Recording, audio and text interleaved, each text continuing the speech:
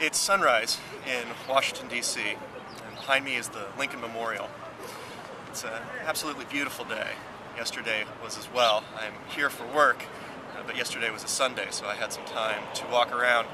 And although the reflecting pool that's between the Lincoln Memorial and the Washington Monument is currently being fixed up, you may hear some construction in the background, it didn't stop me yesterday from walking the entire length of the mall from here at the Lincoln Memorial all the way to the U.S. Supreme Court, which is actually behind the Capitol building at the far end and back. And during that walk, I was doing quite a bit of thinking about what it is to be American. It's easy to do here with the bold neoclassical architecture here, sending a clear message about what the United States is all about. And obviously one of the most important tenets of being an American is freedom of speech and freedom of expression. It's the First Amendment.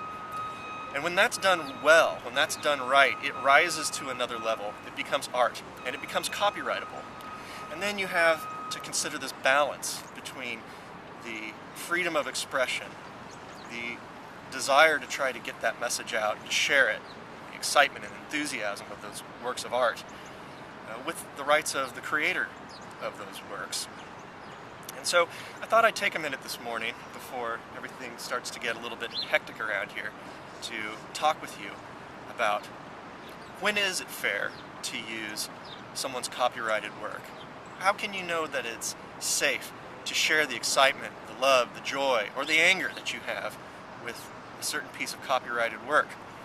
Well, in the United States, it falls under 17 U.S.C. Section 106. And in the UK, the similar statute is Section 30 of the 1988 Copyright Design and Patent Act. And it basically sets out 5 categories, or 6 categories, depending on how you count it, of instances where the use of copyrighted work is fair. The first is in news reporting. The second is in teaching and scholarship. That's the second and third, actually, teaching and scholarship. The fourth is in research. And the fifth/sixth is usually where people get into a little bit of trouble and the fight is. And that is when you use it for commentary and criticism, like you do a book review or a movie review. That's an easy one. That's not where the fight really is. The key case in this is Campbell versus Acuff Rose. And that's a United States Supreme Court case. And that's at 510 U.S. Supreme Court, so it's U.S. 569. It's a 1994 case. And in that case, they talk about transformative use. Do you take the copyrighted work and do you turn it into something else? Do you add something to it? And the Supreme Court gave us 4 factors to consider in this regard. 1, the purpose and character of the use. 2, the nature of the copyrighted work. 3, the amount and substantiality of the portion taken. And 4, the effect of the use on the potential market. Let's go over those really quickly. The purpose and character of the use.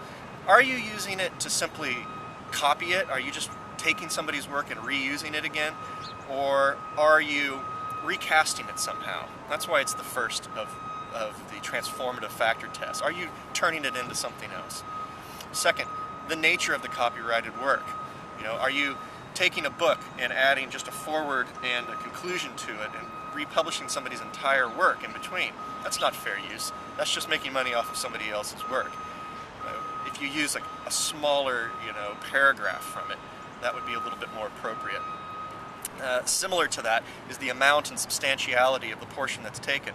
For example, in music, if you take the chorus or the hook of a pop song to sell product in a commercial or something like that, you're not going to get away with that. That's not fair use. That's the core of the artist's work, right? But if you take something like the bridge, or even the chorus, depending on how you're using it, to maybe talk about music theory or something like that, that is fair use. The effect on the potential market is quite simple. Are you taking money away from the artist? Are you competing with them? If you are, you're less likely to be able to use it. If you're not competing with them, though, chances are that you can use the work in terms of fair use on that factor. The fifth factor isn't really written, but it matters, and that is, are you a good actor or a bad actor? Are you doing this for the right reasons or wrong reasons? And that's really where parody always gets in trouble. parody is a kind of commentary and criticism of copyrighted work itself, but sometimes some people find it to be in bad taste. What's funny to some people isn't funny to everybody. And so when you end up in court over issues of parody and things like that, sometimes you can get into a pretty nasty fight. Let me give you an example of fair use that I've had. I have a client that publishes a magazine, and in it, one of the articles that was published was a comparison of products made by different manufacturers. And they solicited the manufacturers, they called the manufacturers and asked if they could have some samples of their products to review, and some photographs of the products as well to publish alongside the review. The manufacturer agreed, and 3 different manufacturers sent in samples and photographs. And those samples were reviewed and the photographs posted in the magazine. Well, of course, for it to be a truly critical review of something, there had to be a loser. And the manufacturer that was the loser of the review didn't like it very much, and they threatened to sue for copyright infringement.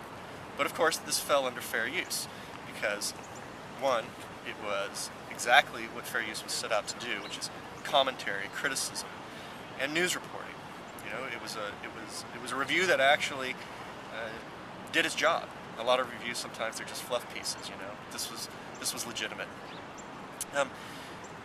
So I think the important thing here to remember also for this client was that they actually solicited the manufacturers and got their permission to use the stuff.